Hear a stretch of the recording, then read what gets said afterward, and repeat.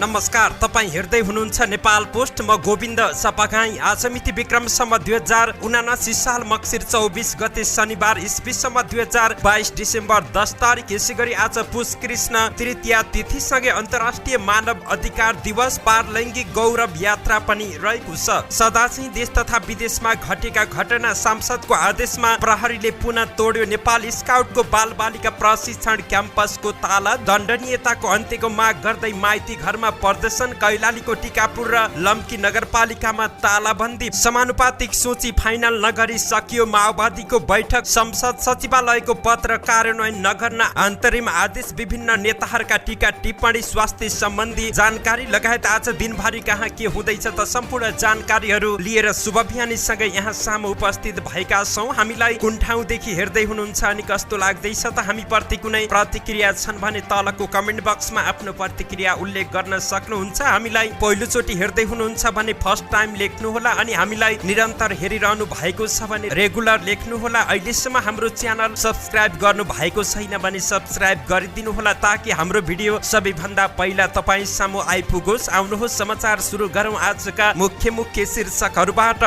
सांसदको आदेशमा प्रहरीले पुनः तोड्यो नेपाल स्काउटको बालबालिका प्रशिक्षण क्याम्पसको थाला, दण्डहीनताको अन्त्यको माग गर्दै माइती घरमा प्रदर्शन, कैलालीको टिकापुर र लम्की नगरपालिकामा तालाबन्दी, भ्रष्टाचार विरुद्धको कडा कानुन बनाउन बालबालिकाको माग, राजनीतिक दलहरूले निर्वाचनमा महिलामाथि व्यापक विभेद गरेको प्रमुख आयुक्त थपलियाको टिप्पणी, समानुपातिक सूची फाइनल नगरी सकियो माओवादीको बैठक, नवनिर्वाचित सांसदका लागि सुनचाँदी मिश्रित लोगो बनाइदै संसद सचिवालयको पत्र कार्यान्वयन नगर्न अन्तरिम आदेश, सर्वोच्च फर्कने जबराको अन्तिम प्रयास पनि असफल, आत्मनिर्भर अर्थतन्त्रका लागि स्वदेशी उत्पादन वृद्धि गर्न आवश्यक भएको राष्ट्रपति भण्डारीको तर्क, रेशम चौधरीलाई रिहा गरे सरकारमा सहभागी हुने नागरिक उन्मुक्ति पार्टीको निर्णय, निर्वाचन परिणामले दलको औचित्य सकिएको र संघीयतामा फेल भएको विप्लवको तर्क, आफूलाई प्रधानमन्त्री बन्नको लागि सहयोग गरिदिन प्रचण्ड र बाबुरामलाई रामचन्द्रको आग्रह, सरकारबारे छलफल नभएको र एमालेलाई देखाएर बार्गेनिङ गरेको हुन सक्ने विष्णु पौडेलको भनाई, राप्रपामा समानुपातिक तर्फ दोस्रो पुरुष सांसद कसलाई बनाउने भन्ने विवाद अझै पनि टुङ्गो लागेन, महाअभियोग सिफारिस समितिको प्रतिवेदन संसदमा छलफल हुनुपर्ने जनमोर्चाको माग, भक्तपुरको सुवाल इन्टरनेसनल कलेजले विद्यार्थीलाई ठगी गरेको पुष्टि, पोखरा अन्तर्राष्ट्रिय विमानस्थलमा गरियो आपतकालीन अभ्यास, आफूलाई प्रहरी भएको बताउँदै अभद्र व्यवहार गर्ने 2 जना पक्राउ, बिरामी छोरी भेट्न जाँदा मणिपाल अस्पतालबाट खसेर आमाको ज्यान गयो, दिल्ली उड्न लागेको जहाजको टायर पञ्चर, हराइरहेकी युवतीको 1.5 महिनापछि दिल्लीबाट उद्धार गरियो, कतारमा काम गर्ने 7 नेपालीलाई विश्वकप हेर्न कोका कोलाको सहयोग र भारतमा सिलिन्डर विस्फोट हुँदा 5 जनाको मृत्यु, 50 जना घाइते। अब सुन्नुहोस् पुरा समाचार। 74औं अन्तर्राष्ट्रिय मानव अधिकार दिवसको पूर्व सन्ध्यामा दण्डहीनताको अन्त्यको माग गर्दै माइती घरमा प्रदर्शन गरिएको छ। नेपाल मानव अधिकार संगठनको आयोजनामा न्यायपालिकालाई राजनीतिक हस्तक्षेप मुक्त बनाउनु पर्ने माग गर्दै शुक्रबार प्रदर्शन गरिएको हो। सबैका लागि मर्यादा, स्वतन्त्रता र न्याय, संक्रमणकालीन न्यायको बहानामा नियमित फौजदारी प्रणाली अवरुद्ध नपारियोस्, दण्डहीनताको अन्त्य गरियोस् भन्ने लगायतका नाराहरू लेखिएको प्लेकार्ड बोकेर प्रदर्शन गरिएको छ। लम्बिदो संक्रमणकाल र राजनीतिक अस्थिरता को कारण नेपालमा मानव अधिकारको अवस्था कमजोर हुँदै गएको मानव अधिकार कर्मी शरण परसाईले बताएका छन्। उनले विधिको शासनको अभावले लामो समय अघिका पीडितले समेत न्याय पाउन नसकेको भन्दै मक्सिर 4 को निर्वाचनले राजनीतिमा वैकल्पिक शक्तिको उदय भएकाले परम्परागत दलहरूले पीडितलाई न्याय दिन नसके ती दलहरू विस्थापित हुने बताएका छन्। विगत 10 वर्ष सशस्त्र युद्धको समयमा भएका हत्या, हिंसा तथा अपहरण जस्ता मानव अधिकार हननका घटनाहरूको छानबिन गर्न सत्य निरूपण तथा मेलमिलाप आयोग र बेपत्ता छानबिन आयोग गठन गरिए पनि पीडितले न्याय पाउन सकेका छैनन्। मानव अधिकारको विश्वव्यापी घोषणा पत्र जारी भएको दिनको सम्झनामा हरेक वर्ष डिसेम्बर 10 तारिकमा अन्तर्राष्ट्रिय मानव अधिकार दिवस मनाउने गरिन्छ।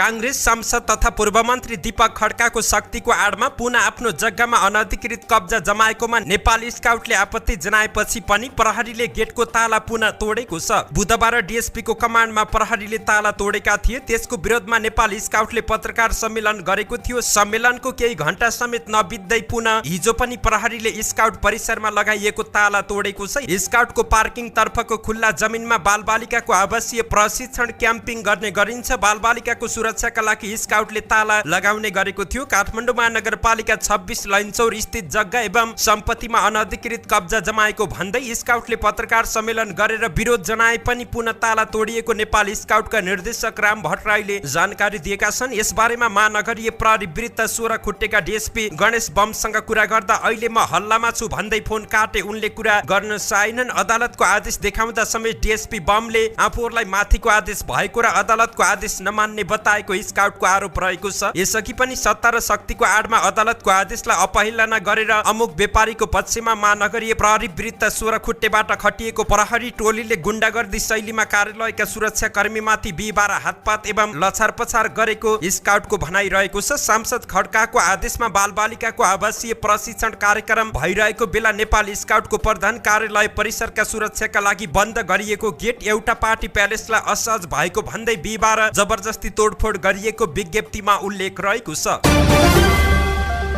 कैलालीको 2वटा नगरपालिकामा हिजो शुक्रबार तालाबन्दी गरिएको छ। जिल्लाको लम्की, चुवा र टिकापुर नगरपालिकामा तालाबन्दी गरिएको छ। लम्कीमा गरिएको तालाबन्दीको जिम्मा नेत्रविक्रम चन्द विप्लव नेतृत्वको नेपाल कम्युनिस्ट पार्टी कैलालीले लिएको छ। नगरपालिकाको आवश्यकता भन्दा बाहिर गएर नगर प्रमुख सुशीला साईको एकल निर्णयले विलासी तथा महँगो मोटरसाइकल खरिदको विरोधमा तालाबन्दी गरेको नेकपाका कैलाली जिल्ला सचिव विनोद विष्टले जानकारी दिएका छन्। मोटरसाइकल खरिद कार्य प्रचलित ऐन कानुन विपरीत रहनुका साथै नगर प्रमुख साईले नगरसभाको निर्णयलाई लत्याउँदै आफ्नै सोरुमबाट खरिद गराएको र नगरपालिकाले नदीजन्य पदार्थ उत्खनन र संकलनमा अनियमितता गरेकाले तालाबन्दी गरेको बताएका छन्। तर नगरपालिकामा लगाइएको ताला केही समयमा तोडिएको छ। अनियमितताको विरोधमा गरिएको तालाबन्दी तोडिएको प्रति सो नेकपाले कडा विरोध जनाएको छ। जिल्ला सचिव विष्टले अब हुने क्षतिको जिम्मेवारी स्वयं नगरपालिकाले नै लिनुपर्ने चेतावनी समेत दिएका छन्। त्यस्तै टिकापुर नगरपालिकाले नगर क्षेत्र स्थित अतिक्रमित क्षेत्र खाली गराएको विरोधमा तालाबन्दी गरिएको जिल्ला प्रहरी कार्यालय कैलालीले जानकारी दिएको छ। जुन तालाबन्दी खुलाउने पहल जारी रहेको जिल्ला प्रहरी कार्यालय कैलालीका प्रहरी नायब उपरीक्षक वेद प्रकाश जोशीले जानकारी दिए। केही दिन यता नगरपालिकाले अतिक्रमित क्षेत्रमा डोजर चलाउँदै आएको छ।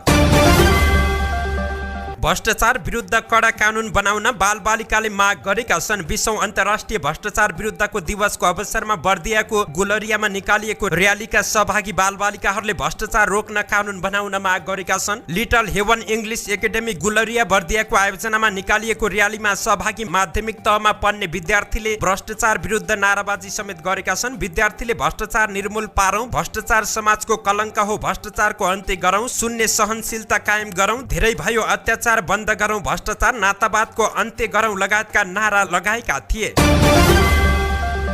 राजनीतिक दलहरूले प्रतिनिधि सभा र प्रदेश सभा निर्वाचनमा उम्मेदवारी दिने काममा महिलाहरूमाथि व्यापक विभेद गरेको निर्वाचन आयोगले जनाएको छ। प्रमुख निर्वाचन आयुक्त दिनेश कुमार थपलियाले राजनीतिक दलहरूले हालै सम्पन्न प्रतिनिधि सभा र प्रदेश सभा निर्वाचनमा उम्मेदवारी दिने काममा महिलाहरूमाथि ठूलो विभेद गरेको बताएका छन्। निर्वाचन आयोगले हिजो शुक्रबार काठमाडौँमा आयोजना गरेको निर्वाचन व्यवस्थापनमा लैङ्गिकता र समावेशिता विषयक समीक्षा एवं अन्तर्क्रिया कार्यक्रममा बोल्दै उनले प्रतिनिधि सभा निर्वाचनमा प्रत्यक्षतर्फ महिलाहरूलाई 10% उम्मेदवार पनि नबनाएर राजनीतिक दलहरूले महिलामाथि राजनीतिक हिंसा गरेको आरोप समेत लगाएका छन्। प्रमुख निर्वाचन आयुक्त थपलियाले लैङ्गिक हिंसा विरुद्धको अभियानमा आयोगको ऐक्यबद्धता रहेको र त्यसको पालनाका लागि शून्य सहनशीलताको नीति लिएको पनि स्पष्ट पारेका छन्।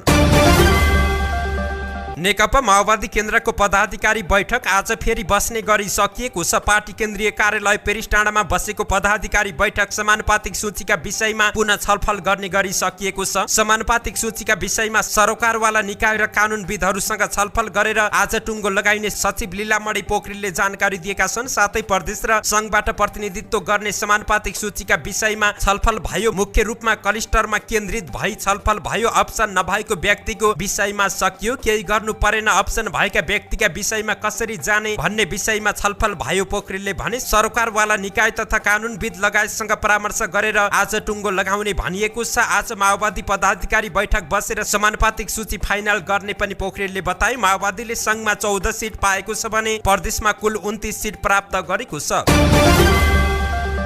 संघीय संसद सचिवालयले नवनिर्वाचित सांसदहरूका लागि लोगो बनाउन सुरु गरेको छ। संसदमा प्रतिनिधित्व गर्ने 275 जना सांसदका लागि सचिवालयले यसअघि नै डिजाइन गरेको लोगो बनाउन थालेको छ। एक साता भित्रमा लोगो प्राप्त हुने र शपथ ग्रहणका दिनसम्म सांसदहरूलाई वितरण गरिसक्ने तयारी रहेको संघीय संसद सचिवालयका सहप्रवक्ता दशरथ धमलाले जानकारी दिएका छन्। घरेलु तथा साना उद्योग मार्फत सो लोगो बनाउने काम भइरहेको छ, जसमा सुन चाँदी लगायतका धातु मिसाइएको हुन्छ। 2 लाल सुनको जलप र 1 तोला चाँदीको लेप लगाइएको वृत्ताकार लोगोमा सुनौलो नेपालको नक्सा, त्यसअघि नेपालको झण्डा र त्यसलाई महिला र पुरुषको गरी 2 हात फैलाएर बोकेको भावसहितको लोगो रहेको छ। लोगोको तल्लो भागको किनारामा रातो अक्षरले संघीय संसद नेपाल लेखिएको छ। 3.5 सेन्टिमिटर व्यास रहेको लोगोमा पित्तलबाट बनेको नेपालको नक्सामा सुनको जलप लगाइएको छ। लोगोमा रहने 2 हात भने तामाबाट बनाइएको छ। नवनिर्वाचित सांसदका लागि बनाइएको एउटा लोगोको मूल्य 5831 रुपियाँ परेको सहप्रवक्ता धमलाले जानकारी दिएका छन्। यसअघि 5527 रुपियाँ लागतमा एउटा लोगो तयार भएकोमा हाल सुनको मूल्य बढेका कारण एउटा लोगोमा 304 रुपियाँ मूल्य बढेको उनले जानकारी दिएका छन्। लोगो बनाउने कालीगढले अघिल्लो वर्ष चाहिँ प्रति लोगो कुँदे बापत 2500 रुपियाँ ज्याला पाएका छन्। हालको मूल्यमा 275 सांसदका लागि 16,03,525 रुपियाँ लोगोका लागि खर्च हुने देखिएको छ। तर केही मात्रामा अघिल्लो पटकको लोगो पनि स्टक रहेको सचिवालयको भनाइरहेको छ। यसअघि 2077 सालको साउनको अन्तिम सातातिर विवरण गरिएको चुच्चे नक्सा सहितको नयाँ लोगो विवादमा आएको थियो। नक्सा राम्रोसँग नमिलेको भद्दा भएको भन्दै आलोचना भएपछि फेरि लोगो सच्याएर वितरण गरिएको थियो। यसअघिका सांसदहरूलाई दिएको लोगो भने फिर्ता नमागिने संसद सचिवालयले जानकारी दिएको छ।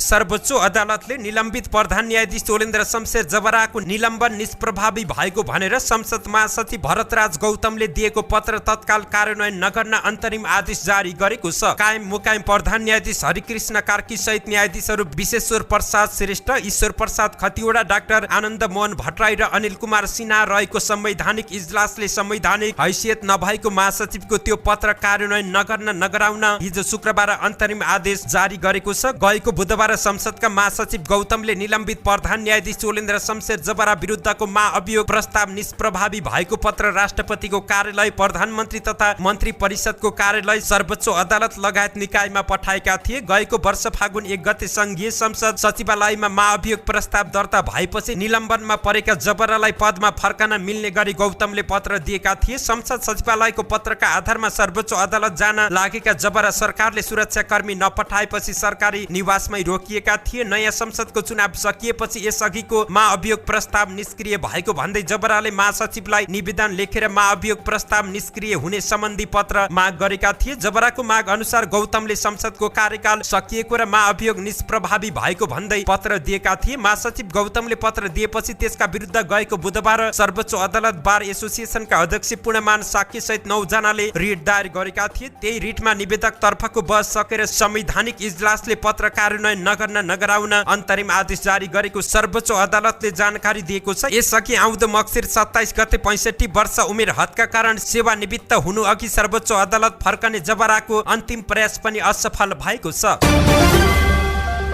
नेपाल हस्तकला महासंघले शुक्रबार आयोजना गरेको 19औं हस्तकला व्यापार मेलालाई सम्बोधन गर्दै राष्ट्रपति भण्डारीले मुलुकभित्र उपलब्ध स्रोत र साधनको दिगो उपयोग गर्दै स्वाधीन र आत्मनिर्भर राष्ट्रिय अर्थतन्त्र निर्माण गर्न स्वदेशी उत्पादन वृद्धि गर्न आवश्यक रहेको बताएकी छिन्। उनले नेपाली श्रम, सिप र कच्चा पदार्थबाट नेपालमा नै उत्पादित सामग्रीहरूको निकासीलाई प्रवर्धन गर्न सके मात्र मुलुकको व्यापार घाटालाई सन्तुलनमा ल्याउन सकिने बताएकी हुन्। निर्यातमा आधिकारिक हस्तकला उद्योगले मुलुकको दिगो आर्थिक विकास गर्न महत्त्वपूर्ण योगदान गर्न सक्ने उनको भनाइरहेको थियो। उनले नेपाली हस्तकलाले देशको सामाजिक तथा सांस्कृतिक विविधतालाई विश्वमा चिनाउने माध्यम भएकाले यसको विस्तार गर्न आवश्यक रहेको राष्ट्रपतिको जिकिर रहेको थियो। नागरिक उन्मुक्ति पार्टीले आफ्ना माग सम्बोधन भई सरकारमा सहभागी हुने निर्णय गरेको छ। शुक्रबार अपराह्न काठमाडौँमा बसेको पार्टीको सचिवालय बैठकले रेशमलाल चौधरी लगायत जेलमा रहेका नेता कार्यकर्तालाई रिहाई गरे सरकारमा सहभागी हुन सकिने निर्णय गरेको छ। रेशम सहितका नेताहरूलाई जेलबाट रिहाई गरे आफूहरू सरकारमा सहभागी भई राष्ट्र निर्माणको अभियानमा सहभागी हुने निर्णय भएको पार्टीका महासचिव रतन थापाले जानकारी दिएका छन्। पार्टी अध्यक्ष रञ्जिता श्रेष्ठ सहित नागरिक उन्मुक्ति पार्टीले प्रतिनिधि सभामा प्रत्यक्षतर्फ 3 सीट जितेको छ।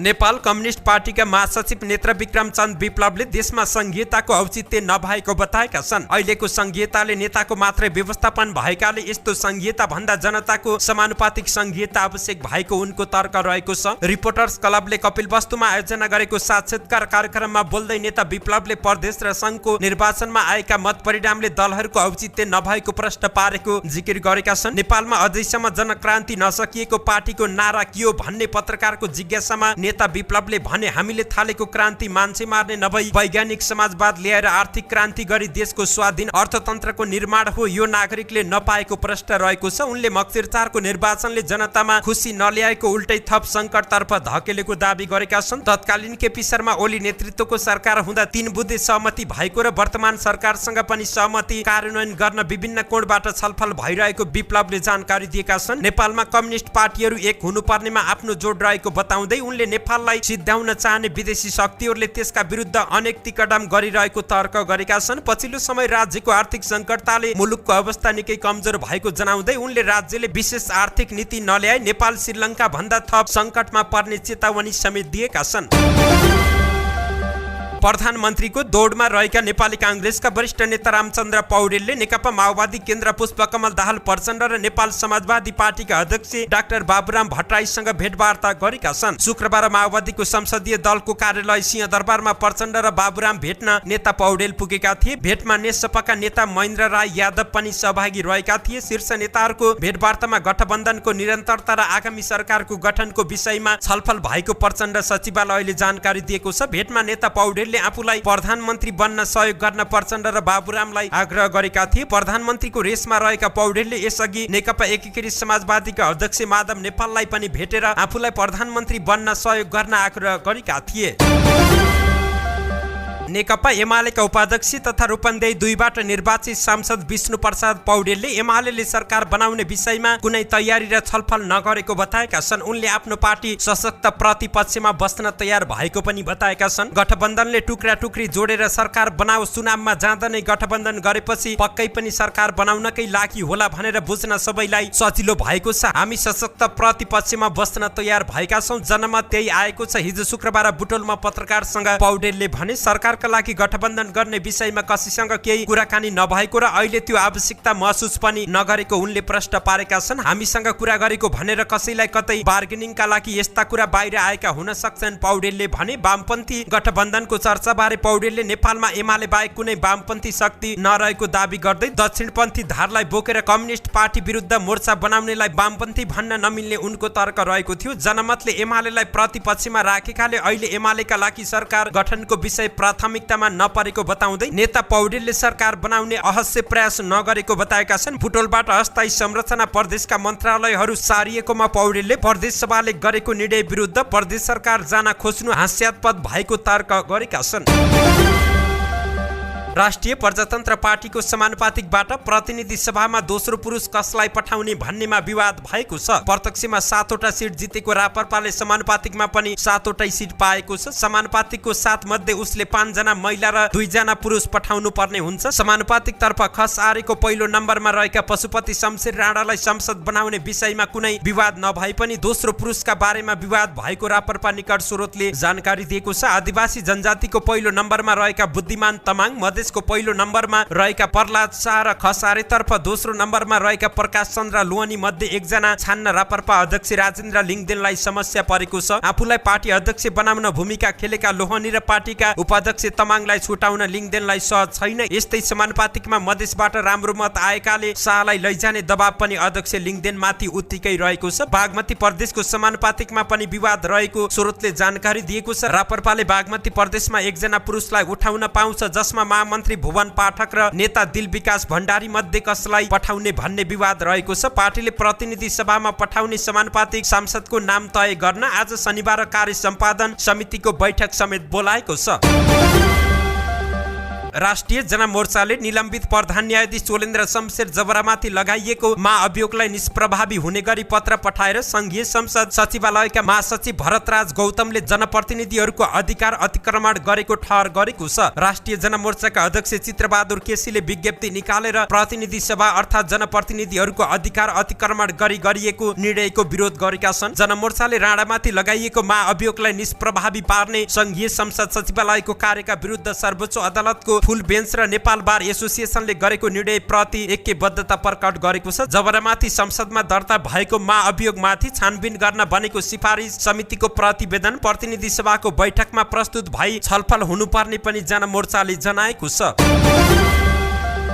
भक्तपुरको सूर्यविनायक नगरपालिका 5 घलाटेमा सञ्चालित सुवाल इन्टरनेशनल कलेजले सम्बन्धित निकायबाट स्वीकृति तथा सम्बन्धन नलिएको पुष्टि भएको छ। बिना स्वीकृति तथा सम्बन्धन सञ्चालन भएको उजुरी परेपछि महानगरीय प्रहरी परिसर भक्तपुरले अनुसन्धान गर्दा सम्बन्धित निकायहरूबाट सम्बन्धन तथा अनुमति नलिएको पाइएको परिसरका प्रवक्ता डीएसपी राजु पाण्डेले जानकारी दिएका छन्। उनका अनुसार हाम्रो अनुसन्धानमा सम्बन्धित निकायबाट अनुमति तथा सम्बन्धन नलिएको देखियो, त्यसैले अब यो ठकियो। अब त्यही अनुसार मुद्दा अगाडि बढ़िरहेको छ। उजुरी परेपछि परिसरले कलेजको प्रिन्सिपल भनिएका डाक्टर प्रकाश सुवाललाई पक्राउ गरी अनुसन्धान सुरु गरिएको थियो। अहिले उनी विरुद्ध ठगी मुद्दा अगाडि बढाइएको परिसरले जानकारी दिएको छ। कलेज पढाउने नाममा कतिजना विद्यार्थीबाट के कति शुल्क लिएको छ भन्ने अनुसन्धान भइरहेको परिसरले जानकारी दिएको छ। कलेजले पीसीएल नर्सिङ, एचए फार्मेसी पढाउने भनेर 60,000 देखि 1.5 लाखसम्म शुल्क उठाएको विद्यार्थी तथा अभिभावकले जानकारी दिएका थिए। करिब 250 विद्यार्थी भर्ना भएको विद्यार्थीहरूले बताएका छन्। कलेजले वेबसाइटमा एमबीबीएस, बीडीएस लगायत चिकित्सा शिक्षाका विभिन्न विधा अध्यापन गराउने उल्लेख गरेको छ। भर्ना भएका विद्यार्थीका लागि कलेजले 3 वटा होस्टेल समेत सञ्चालनमा ल्याएको पाइएको छ। कलेजको विषयमा समाचार बाहिर आएपछि चिकित्सा शिक्षा आयोग, प्राविधिक शिक्षा तथा व्यावसायिक तालिम परिषद सीटीभीटीले विद्यार्थी तथा अभिभावकलाई भर्ना नगर्न नगराउन सूचना जारी गरेको छ। साथै त्रिवी पाठ्यक्रम विकास केन्द्रले समकक्षता नदिने सूचना मार्फत स्पष्ट पारेको छ।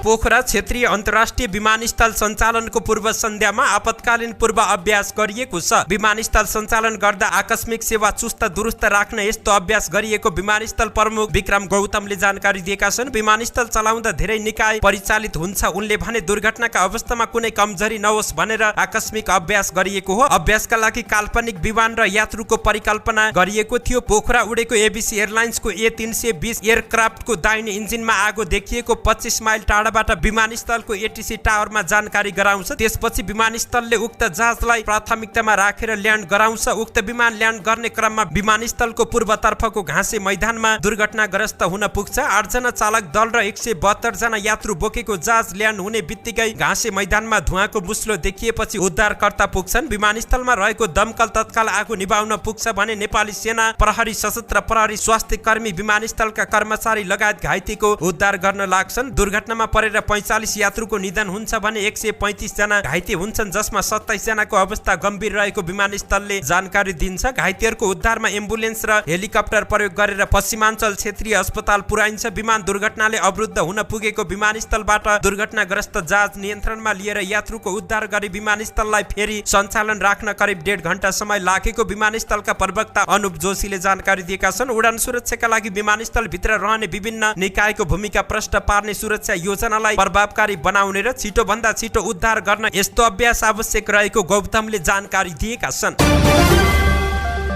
सादा पोसाकमा खटिएका प्रहरी हौं भन्दै अभद्र व्यवहार गर्ने 2 जनालाई अर्घखाँची प्रहरीले पक्राउ गरेको छ। पक्राउ पर्नेमा भूमिका स्थान नगरपालिका वडा नम्बर 6 खिल्जीका 35 वर्षीय बाबुराम पौडेल र मालारानी गाउँपालिका वडा नम्बर 5 बागीका 20 वर्षीय दीपक केसी रहेको प्रहरीले जानकारी दिएको छ। उनीहरूले सन्धिखर्क नगरपालिका बस पार्क क्षेत्रमा हामी नेपाल प्रहरीका सादा पोसाकमा खटिएका प्रहरी हौं भन्दै मादक पदार्थ सेवन गरी बस पार्क वरपरका होटल तथा पसल लगायतमा चेक जाँच गर्ने, स्थानीय व्यक्तिहरूलाई डर त्रासमा पारी गाली गलौज तथा अभद्र व्यवहार गर्ने गरेको भन्ने विशेष सूचनाको आधारमा जिल्ला प्रहरी कार्यालय अर्घाखाँचीबाट प्रहरी निरीक्षक अर्जुन पौडेलको कमान्डमा खटिएको प्रहरी टोलीले नियन्त्रणमा लिएको थियो। नियन्त्रणमा लिएर सोधपुछ गर्दा उनीहरूले प्रहरीमाथि नै हातपात, गाली गलौज तथा अभद्र व्यवहार गरेका थिए। उनीहरूलाई जिल्ला प्रशासन कार्यालय अर्घाखाँचीबाट 5 दिनको म्याद थप गरी अनुसन्धान भइरहेको जिल्ला प्रहरी कार्यालय अर्घाखाँचीले जानकारी दिएको छ।